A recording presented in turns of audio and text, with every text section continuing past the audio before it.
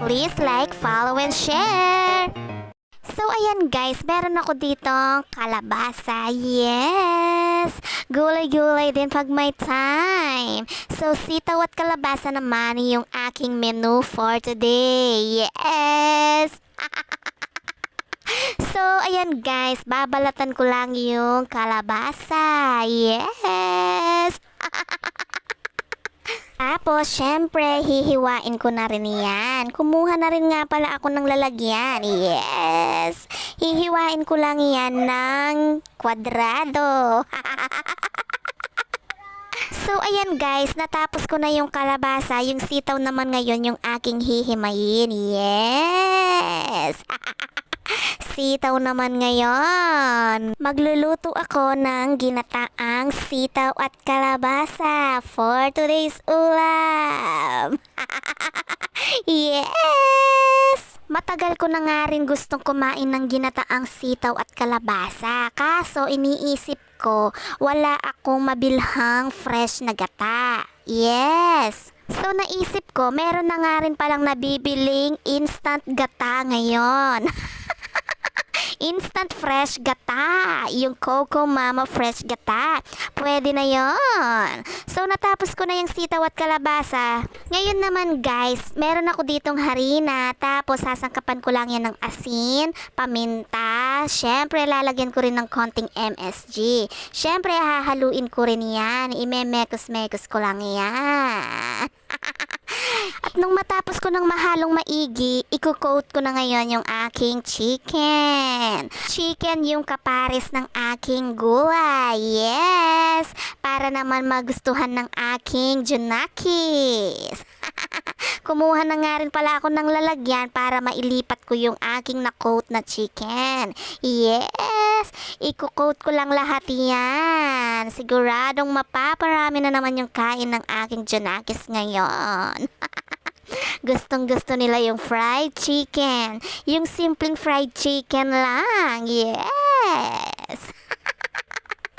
So ayan, natapos ko na nga yung chicken. Susunod ko namang sasangkapan ngayon yung aking atay ng baboy. Yes, lalagyan ko lang yan ng paminta. Tapos lalagyan ko na rin ng iodized salt at saka konting MSG. Lalagyan ko rin yan ng isang pirasong calamansi juice. Yes! Syempre, imemekos-mekos ko lang yan. Imamassage-massage ko lang yan. Para manuot yung lasa. Yes! At syempre, ilalagay ko na rin yan sa aking sinangkapang harina. Yes! Para ma-coat ko na rin yan. Tapos, syempre, hahaluin ko lang ng maigi yan hanggang sa masigurado kong nalagyan na ng harina lahat ng atay ng baboy. Para masigurado kong na-coat ko na lahat. Yes! Siguradong masarap na naman to. Tapos samahan mo pa ng masarap na suka. Yes! So ayan guys, ayan na lahat yung aking ingredients. Coco Mama fresh gata, hipon, sitaw, meron din akong kalabasa, syempre, at saka yung aking chicken at atay ng baboy. Meron din ako dyang bawang sibuyas at bagoong panggisa. Syempre, nagpainit na ako ng kawali, nilagyan ko na rin ng mantika, manggigisa na ako ng bawang. Mekos-mekos lang. Tapos, lalagay ko na rin yung sibuyas. Mekos-mekos lang din yan hanggang sa lumabas na yung aroma. At hanggang sa mag-brown na rin yung bawang. Yes! Masarap sa bawang yung medyo tostado. Tapos, lalagay ko na rin yung bagoong. Yes! Mekos-mekos lang. Gisa-gisa lang yan, guys. Walang katapusang mekos-mekos na naman to. Tapos lalagay ko na rin yung aking hipon. Medyo naka-LL ng konti kaya hipon yung aking pansahog sa gulay ngayon. Makikita mong naka-LL ng konti yung isang tao pag seafoods yung pangsahog. So lulutuin ko lang ng bahagya yung hipon, guys. Tapos, syempre, nung medyo naluto na ng konti, i-remove ko na muna sila. Isi-set aside ko na muna. Yes! Dahil nagiba na yung kulay, nagkulay orange na. Isi-set aside ko na muna yan para hindi ma-overcook. Yes! Pag nasobrahan sa luto yung hipon ay tumitigas. Kaya isi-set aside ko muna. Tapos lalagay ko na rin yung aking kalabasa. Yes! Mekos-mekos lang yan. Gisa-gisa lang. Tapos lalagyan ko na rin yan ng tubig. Tatakpan ko. Pakukuluin ko ng bonggang-bongga. Habang hinihintay kong kumulo yung aking gulay, naglagay na ako ng mantika sa aking pagpiprituhang chicken. Yes! Paiinitin ko lang yung aking mantika. At nung medyo uminit-init na, syempre ilalagay ko na yung aking chicken. Magpiprito na ako ng chicken ngayon. Yes!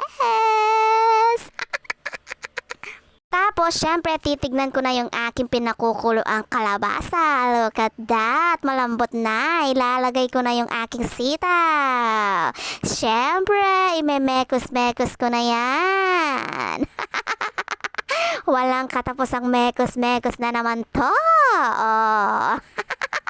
Imemekos-mekos ko lang ng maigi yan, guys. Yes!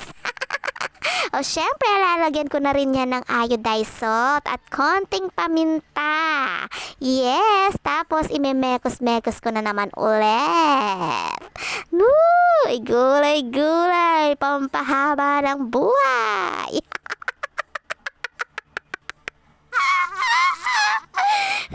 Syempre, ilalagay ko na yung aking Coco Mama Fresh Gata. Yes, masarap na naman to. Ano ka? Mapaparami na naman yung kain kinito. O syempre, imemekos-mekos ko na rin yan. Para maghalo-halo na lahat ng aking mga nilagay. Yes, look at that.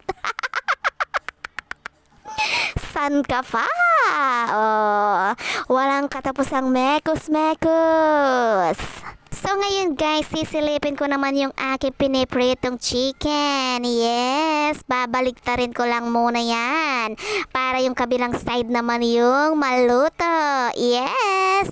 At babalikan ko naman ngayon yung aking nilulutong gulay. Tignan nyo naman, nag-reduce na ng bahagya yung sabaw. Syempre, imamash ko lang yung ilang piraso ng kalabasa para mas masarap yung sabaw. Mekos-mekos lang yan guys. Malapit nang maluto yung aking ginataang gulay. Huy, syempre, itatoppings ko na yung aking hipon. Look at that. Yes, napakasarap. At sa puntong ito guys, kung hindi ka pa naka-follow, ay paki-follow naman yung aking Facebook page, Kai's Home Foodie. Paki-like at share na rin tong video na to. At dahil kumulo na ng bonggang-bongga, syempre imemekos-mekos ko na yan. Yes! Malapit nang maluto. Konting halo na lang. At syempre, titikman ko muna yan guys kung anong lasa. Ooh, yes! Malinamnam. Okay na, papatayin ko na yung kalan. Luto na. Tatakpan ko na yan. So, ngayon guys, sisilipin ko naman yung aking pinipretong chicken. Syempre, luto na rin yan. Isi-set aside ko na rin yan. Tatanggalin ko na sa aking pinagpiprituhan. Yes! Susunod ko namang ipiprituhin ngayon yung aking atay ng baboy. Yes! Masarap na naman to. Piprituhin ko lang yan guys hanggang sa mag-brown na. Yes! Babaliktarin ko na rin ngayon para yung kabilang side naman yung maprito. Huy, nuko! At At ngayon naman guys, sa tingin ko, okay na, luto na. Tatanggalin ko na sila sa aking pinagpiprituhan. Ipiplating ko na yan. Yes! Mapapasabak na naman kami sa pagkain nito. Sabi natin, Ace, mamusal na naman kanini.